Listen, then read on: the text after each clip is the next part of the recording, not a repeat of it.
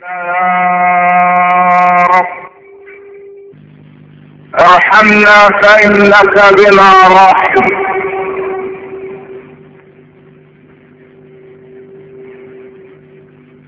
ولا تعذبنا فأنت علينا قادر.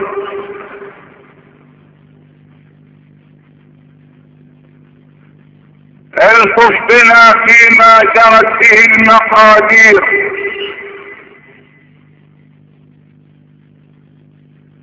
الطف بنا فيما جرت به المقادير.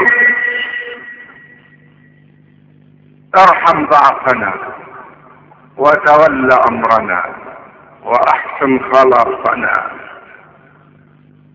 وفك اسرنا. اللهم اشكر كسرنا، اللهم انصر مظلومنا، اشف كل مريض وارحم كل ميت. امين امين.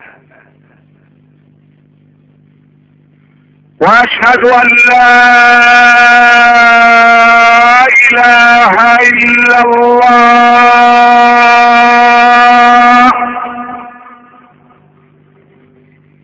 اذا احب الله عبدا ابتلاه، فاذا صبر اصطفاه، فاذا رضي اجتباه. مر احد الناس بعبد من اهل البلاء فقد عينيه وشلت يداه ورجلاه، فسمعه يذكر الله فيقول: الحمد لله الذي عافاني مما ابتلى به كثيرا من خلقه، وصلى الله على سيدنا محمد.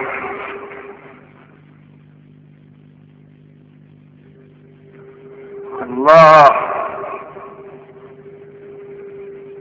الله فقد العينين وشلت اليدان وشلت الرجلان، ومع ذلك فهو يذكر الملك العلام ويقول: الحمد لله الذي عافاني مما ابتلى به كثيرا من خلقه، وصلى الله على سيدنا محمد. فقال له هذا الرجل: يا عبد الله عجبت لك مما عافاك الله وابتلى به كثيرا من خلقه. فقال له العبد الصابر: وهب لي لسانا ذاكرا وقلبا شاكرا وبدنا على البلاء صابرا. الله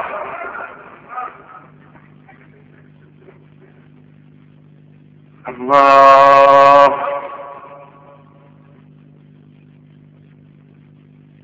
الله. فاقد العينين مشلول اليدين والرجلين يذكر الله بذكر عجيب، يذكر الله بذكر لو ان هذا الذكر نزل على الجبال لرأيتها خاشعة متصدعة من خشية الله. يذكر الله بذكر تقشعر منه الابدان وتشيب من هوله نواصي الولدان. يذكر الله بلسان اليقين ومنطق الحق المبين. العينان ذهبتا والله يقول في الحديث القدسي الجليل: اذا ابتليت عبدي بفقد حبيبتيه يعني عينيه فصبر لم اجد له جزاء دون الجنة. العينان ذهبتا واليدان شلتا والرجلان شلتا، ومع ذلك يذكر الله قائلا الحمد لله الحمد لله الذي عافاني مما ابتلى به كثيرا من خلقه. وصلى الله على سيدنا محمد مما عافاك الله يا بطل البلاء، مما عافاك الله يا حبيب صاحب العظمة والكبرياء، مما عافاك وقد حميت عيناك وشل فاطراتك. فقال جبل الصبر وهب لي لسانا ذاكرا.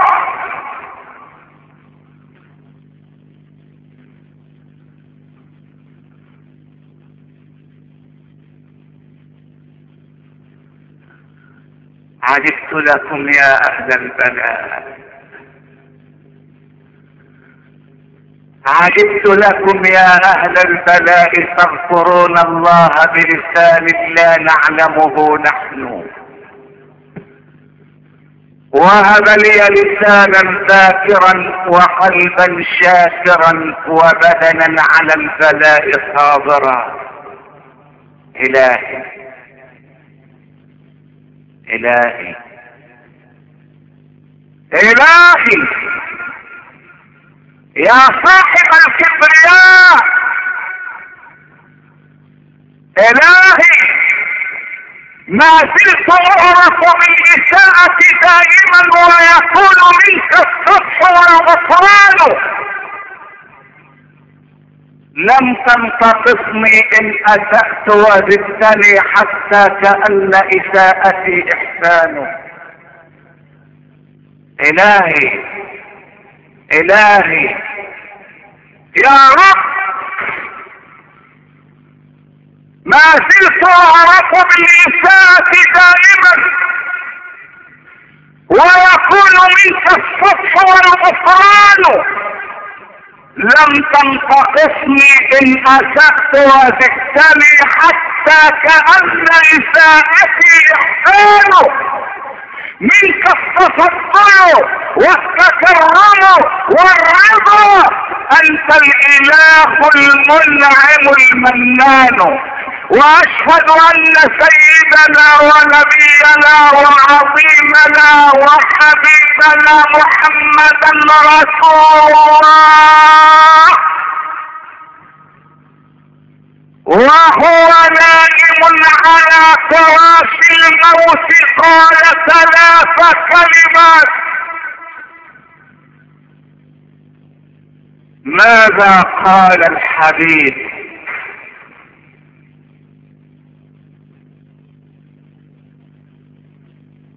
كان يمسح الوجه الشريف بماء بارد ويقول لا إله إلا الله، سبحان الله إن للموت لسكرات، اللهم هون علي سكرات الموت.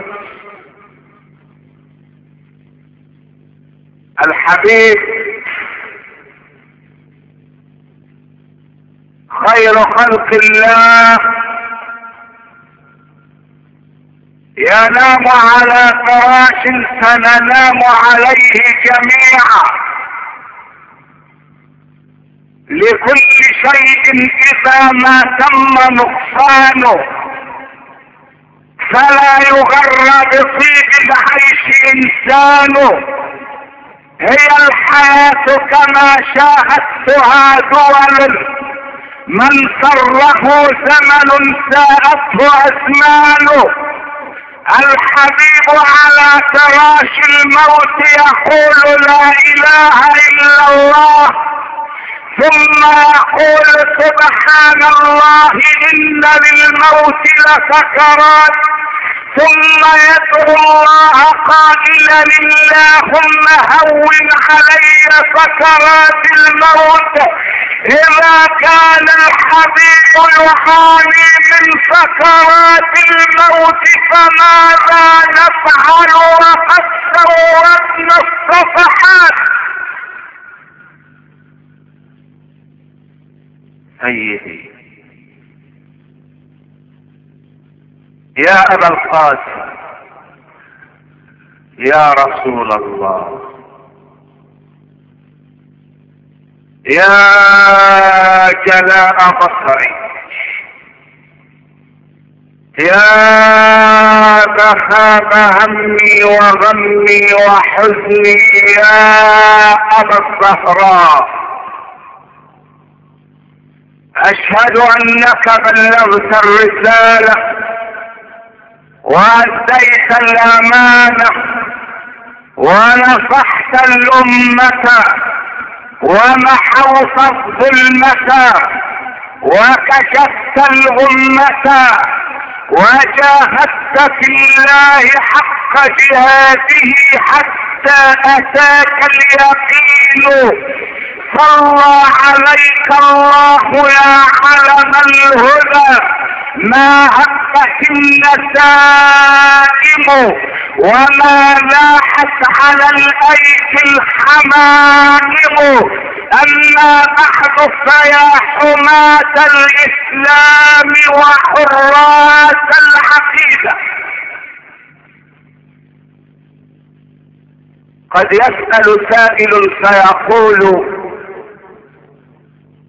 بأيهما أبدأ، بالزواج أم بأداء فريضة الحج؟ أيبدأ أحدنا بالزواج أولا إذا لم يكن متزوجا أم يؤدي فريضة الحج قبل أن يتزوج؟ والجواب عن هذا السؤال مع الدرس 85 و200 يجيب عنه سيد المرسلين محمد صلى الله عليه وسلم في حديثه الجامع المانع الشافي الكافي الوافي، حيث يقول الحبيب المصطفى يا معشر الشباب من استطاع منكم الباءة فليتزوج فإنه أغض للبصر وأحسن للفرج. وعلى هذا فإن الزواج قد يكون واجبا وقد يكون مستحبا. إذا كنت شابا ومعك القدرة على الزواج، القدرة المالية وقدرة أداء الحقوق الجنسية، وتخشى على نفسك الوقوع في الزنا، تخشى على نفسك الوقوع في الحرام، فقد أصبح الزواج واجبا، وبناء عليه تقدم الزواج على الحج. لماذا؟ لأن الزواج هنا يعتبر علاجا حتى لا تقع فيما حرم الله. أما إذا كان عندك المقدرة المالية ولكنك تستطيع أن تكبح جماح شهوتك وتقدر على أن تضبط نفسك، فقدم الحج على الزواج، لأن الحج واجب والزواج عندئذ مستحب، فيقدم الواجب على المستحب اما اذا خشيت الوقوع في الزنا فقد اصبح الزواج واجبا، وعليك ان تقدمه على الحج، لان الزواج علاج ناجع ونافع من صيدلية سيد الانبياء والمرسلين عليه الصلاة والسلام. فهو الذي قال لو خشيت ان القى الله بشيء لخشيت ان القى الله حسبا. اما اذا كنت تقوى على ضبط النفس بحيث لا توقعك النفس في المعاصي، وبحيث لا تورطك النفس في الزنا، فإن الحج عندئذ يكون واجبا والزواج يكون مستحبا. فقدم الواجب على المستحب. وهذا دليل على عظمة الإسلام ونقائه، ودليل على صفاء الإسلام ووفائه. فالإسلام والحمد لله كالنار الهادئة التي تقتل الجراثيم ولكنها لا تحرق المريض، وكالهواء الهادئ الذي يدفع الشراع ولكنه لا يغرق المركب، لأن الإسلام ليس شريعة مركب وليس شريعة ليلين، إنما هو شريعة من خلق الأرض والسماوات العلى. يقول لك قدم الزواج على الحج إن خشيت الوقوع في الحرام. لماذا؟ لأن الإسلام لم يسمح بالشهوة الجنسية أن تتصرف من العبد إلا في حالة الزواج، والزواج لا غير. الزواج بالذات هو المنفذ الوحيد لقضاء الشهوة هو الزواج.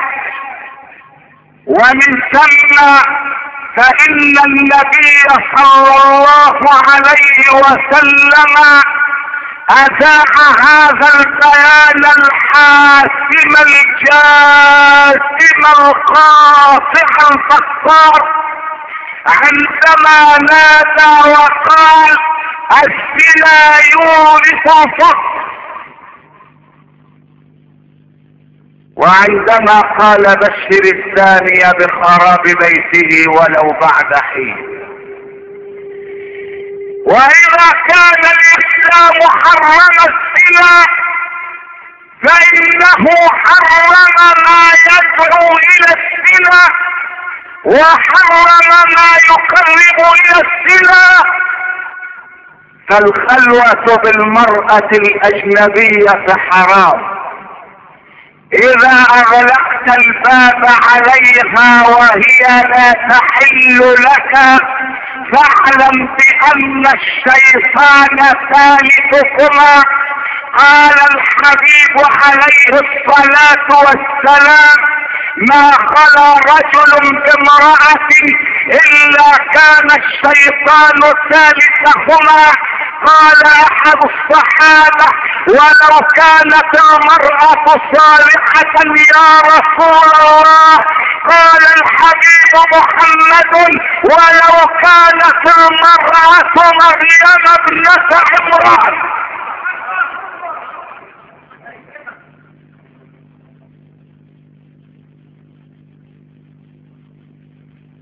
اسمعوا يا سادة،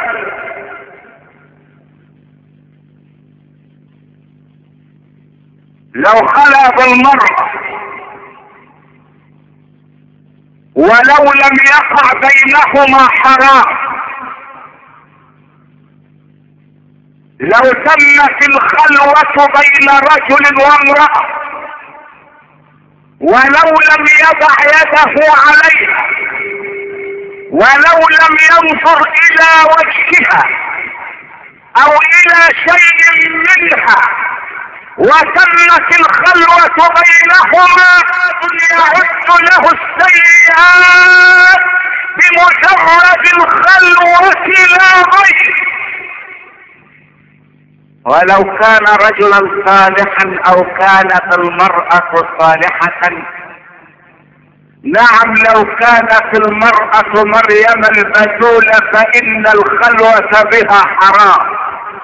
ولو دار بينهما حديث ديني في البخاري او مسلم، بل ان هناك ما هو اشد من ذلك. اسمع الى قول امير المؤمنين عمر بن عبد العزيز عليه سحائب الرحمة وعليه شآبيب المغفرة وعليه الرضوان كله، وهو يقول: لا تخلون بامرأة ولو كنت تحفظها القرآن الكريم. أبعد القرآن حديث يقال؟ أبعد كتاب الله كتاب يتلى؟ لا تخلون بها ولو كنت تحفظها القرآن الكريم.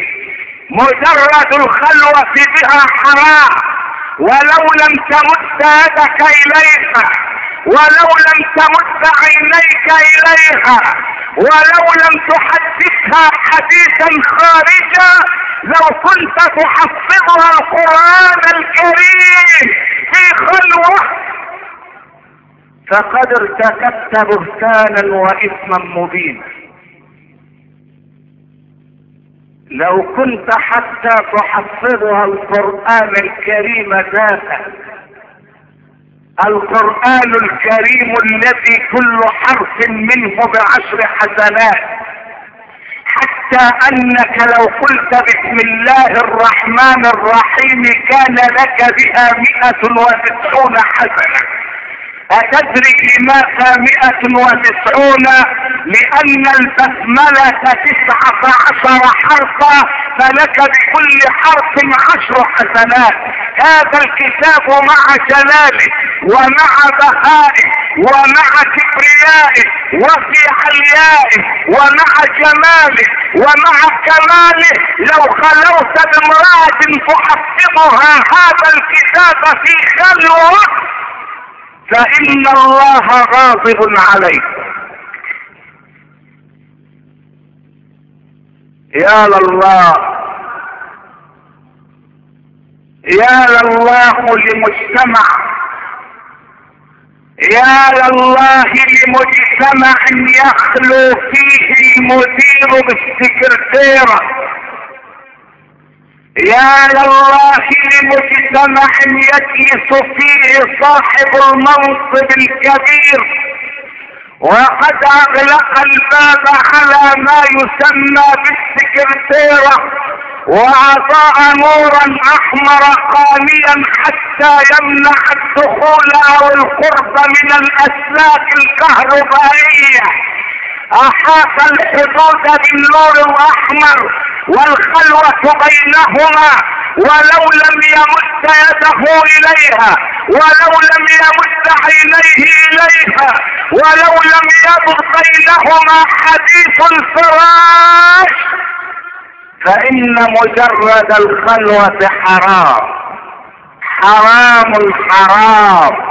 ولو كان الحديث بينهما كتاب الله فالخلوة حرام والقبلة حرام ولمس المرأة الأجنبية حرام، حتى أن الحبيب عليه الصلاة والسلام ما وضع يده في يد امرأة إلا أن تكون ذات محرم. لا يصح للرجل أن يضع يده في يد المرأة الأجنبية بحجة أنه يصافحها أو يسلم عليها، وهذا بلاء بل وباء بل خروج على طاعة الله. قال الحبيب عليه الصلاة والسلام: لأن يضرب أحدكم بمخيط في رأسه فيسيل دمه خير له من أن يضع يده في يد امرأة لا تحل له. ومقدمات الزنا هي الخلوة والقبلة والنظرة واللمسة. فإذا كان الله نهى عن القرب فمن باب أولى يكون قد نهى عن الزنا ذاته. ومن هنا فإن من السبعة الذين يظلهم الله تحت ظله يوم لا ظل إلا ظله رجل دعته امرأة ذات منصب وجمال فقال إني أخاف الله، إني أخاف الله، إني أخاف الله. إن رجلا آواه المبيت إلى جبل فسقطت صخرة فسدت عليه باب الجبل، فقال لأذكرن الله بشيء يفرج الله به كربي. وكان معه اثنان غيره. قال اللهم إنك تعلم أنه كانت هي ابنة عمي وكنت أريد الزواج منها ولكنها أبت علي. جاءتني ذات يوم تطلب مني دنانير ودراهم فقلت لها لا أعطيك إلا إذا مكنتني من نفسك.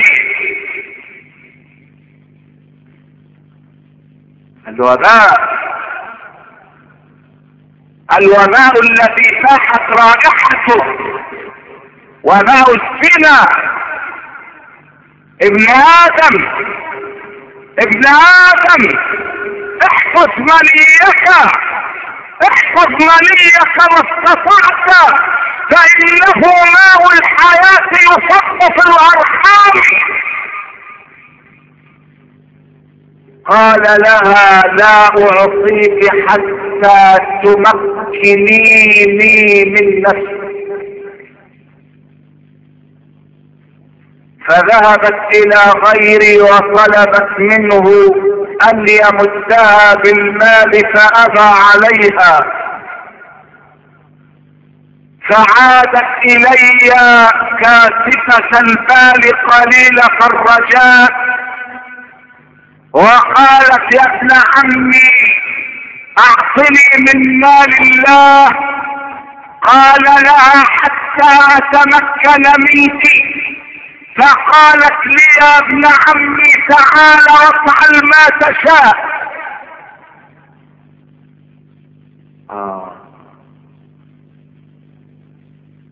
إذا جادت الدنيا عليك فجد بها على الناس واعلم أنها تتقلب. إذا جادت الدنيا عليك فجد بها على الناس واعلم أنها تتقلب. فلا الجود يفنيها إذا هي أقبلت ولا البخل يبقيها إذا هي تذهب. إذا جادت الدنيا عليك فجد بها على الناس. الدهر يومان، يوم لك ويوم عليك. إن كان لك فلا تبصر وإن كان عليك فلا تضجر. وقبل أن أتمكن منها قالت لي يا ابن عمي أغلق الأبواب.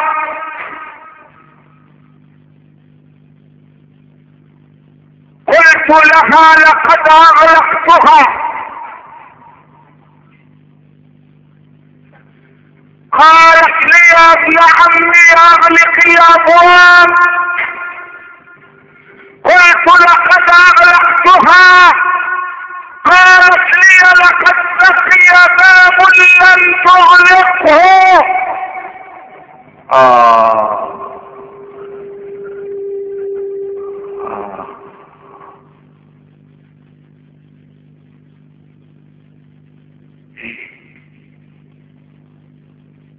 الله الله الله. يا ابن عمي لقد بقي باب لن تغلق. قلت لها ويلها، قالت لي باب من لا يغفل ولا ينام. يا ابن عمي يا ابن عمي،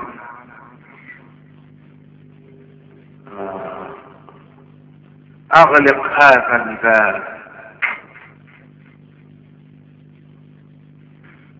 اغلق هذا الباب قبل ان تقدم على جريمة يهتز لها عرش الرحمن. يا ابن عمي يستخفون من الناس ولا يستخفون من الله وهو معهم، وهو معهم وهو معهم. ألم ترى أن الله يعلم ما في السماوات وما في الأرض؟ ما يكون من نجوى ثلاثة إلا هو رابعه، ولا خمسة إلا هو سادسه، ولا أدنى من ذلك ولا أكثر إلا هو معهم أينما كانوا. يا ابن عمي أغلق هذا الباب، إنه باب من يعلم السر وأخفى. الله يدري كل ما تضمر، يعلم ما تخفي وما تظهر. وإن خدعت الناس لم تستطع خداع من يطوي ومن ينشر، لم تستطع خداع من يطوي ومن ينشر. اغلق هذا الباب يا ابن عمي، اغلق هذا الباب، انه باب الله، انه باب الله. يا من يراني ولا أراه. قال الرجل فوقفت في مكاني وقد خشع قلبي لله رب العالمين، خشع قلبي وبردت نفسي. فقلت لها يا ابنة عمي قومي شكر الله لك فقد عرضت الطريق الى الله، قومي وخذي من مالي ما شئت فانه هدية مني اليك. اللهم ان كنت فعلت هذا ابتغاء مرضاتك ففرج عنا ما نحن فيه. فزحزح الله الصخرة عن باب الجبل بسبب هذا العمل الصالح. ايها المسلم، ايها المسلم، ايها الشباب بالذات، تكثر اسئلة الشباب في هذه الايام عما يسمى بالعادة السرية او ما يسميه فقهاء المسلمين الاستمناء بالكف، انزال المني باليد. كثيرا ما يأتي شباب مصفر الوجوه اذا رأيته خيل اليك انه خرج من عالم المقابر. ابصرت هيكل عظمه فذكرت سكان المقابر، فكأنه هو ميت احياه عيسى بعد عاصر. قد كاد يهزمه النسيم وكاد تكروه الاعاصر، وتراه من فرط الهزال تكاد تسقطه المواطر. فانظر الى اعضائه لم يبق منها ما يصاخر. يسأل الشباب عما يسمى بالعادة السرية، ولم يعد الامر خفيا على احد، فان في مصر مجلات تفتن العابد وتصد العابد عن ذكر الله الواحد. فهذه مجلة الشبكة، استغفر الله، انها شبكة المجاري الانسية، وهذه مجلة سمت نفسها طبيبك الخاص، ويعلم الله انه ليس بطبيب انما هو هدام اثيم.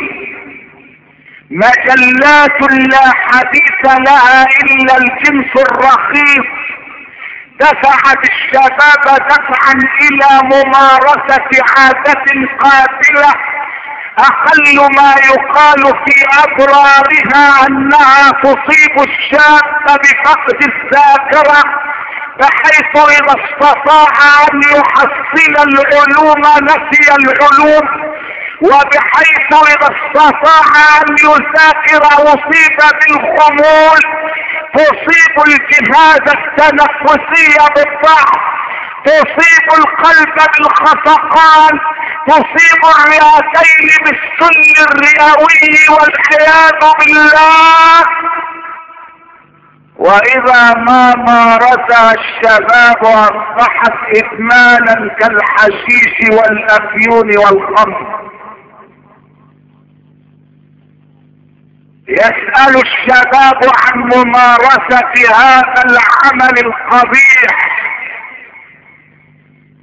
عن ممارسة هذا العمل الشنيع الخطير القاتل.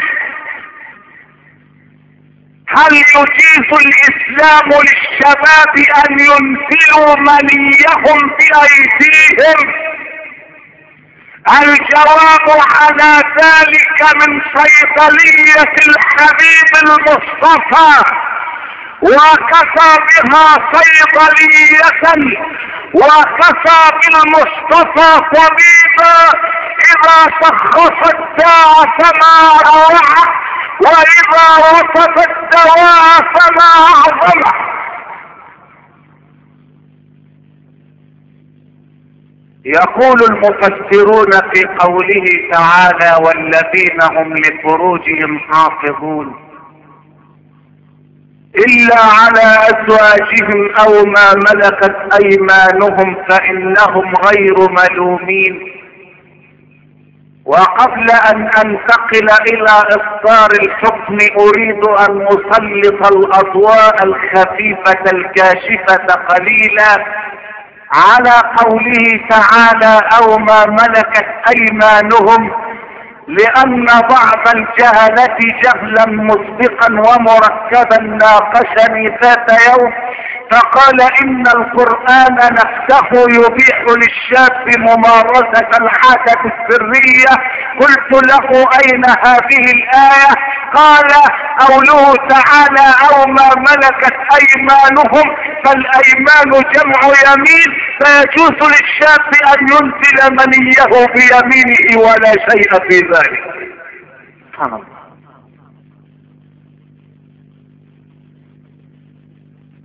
قلت له يا سيدي أو ما ملكت أيمانهم، ما المقصود بمن ملك اليمين؟ ما المقصود بملك اليمين؟ هل يمينك تملك عضوك حتى تبيح لنفسك هذا؟ أو ما ملكت أيمانهم المقصود بها شرعا أسر الحروب من النساء. إذا أسرنا من العدو نساء وأسر منا نساء أو رجالا، فإن أمير المؤمنين يعتبر هؤلاء الأسرى غنائم يقوم بتوزيعها على المجاهدين. رب قائل يقول كأنه لو قامت بين المسلمين واليهود حرب او بين المسلمين والشيوعيين حرب، فلنا الحق ان نأتي بنسائهم ونستعملهم كما شئنا، نستعملهن كما نشاء.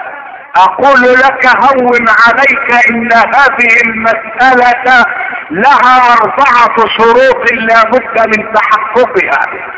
الشرط الاول ان تكون الدولة التي تحارب دولة تحكم بالقرآن، قانونها القرآن اولا. الثاني ان يكون المقصود بالحرب اعلاء كلمة لا اله الا الله، لا يكون المقصود بها هدفا سياسيا. الثالث ان يأتنا امير المؤمنين بتقسيم الاسيرات. الرابع الا يكون هناك تبادل اسرى، وليس هناك شرط متوفر من هذه الشروط فينا.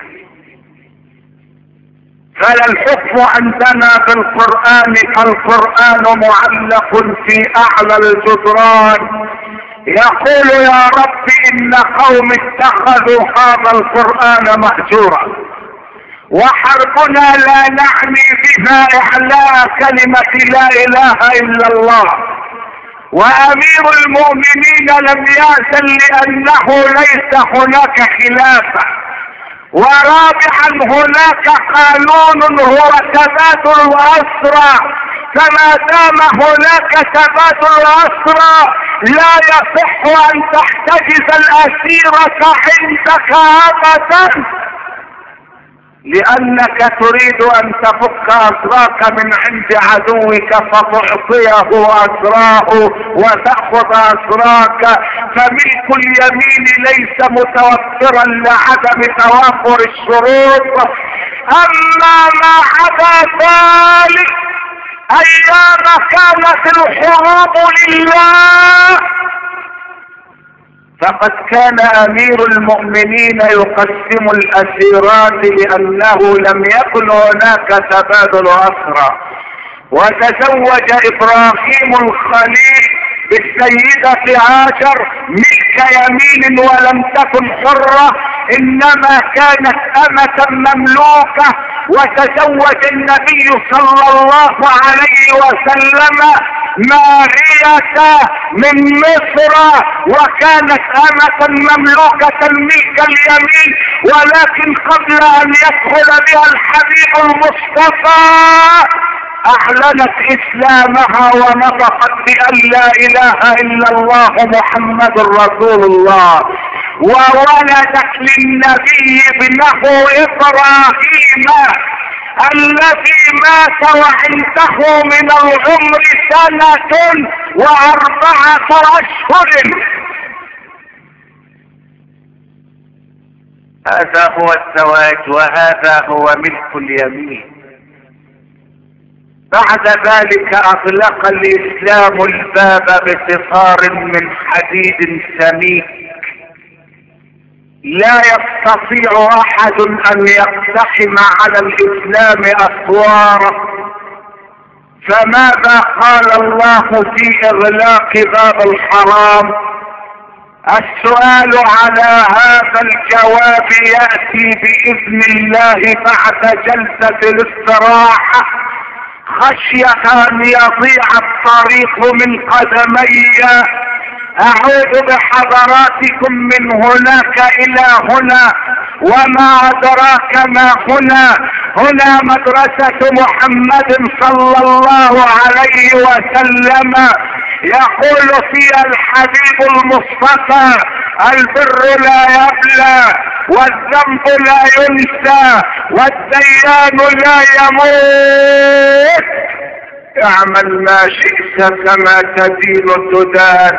ويقول ايضا: كل ابن ادم خطاء وخير الخطائين التوابون.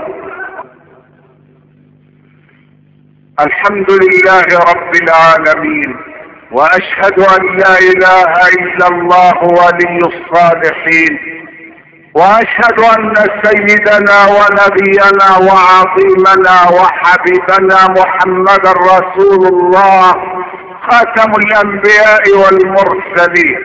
معشر السادة الاعزاء، انتقل بحضراتكم الى الصيدلية القرآنية المحمدية، طبيبها خير الاطباء وصاحبها سيد الانبياء. تعالوا معي الى هناك.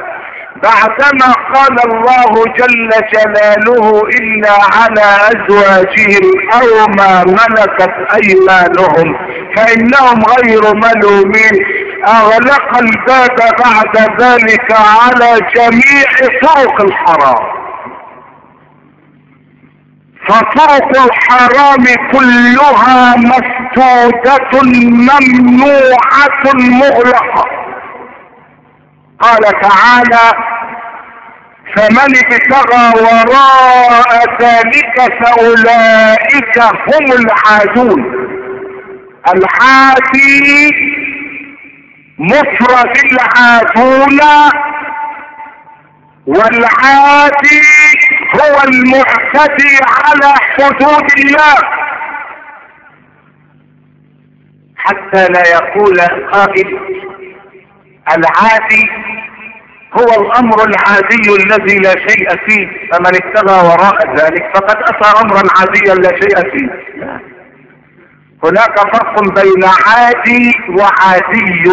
عادي اسلوب نسب، اما عادي فاسم منقوص معتل بالياء المكسور ما قبلها.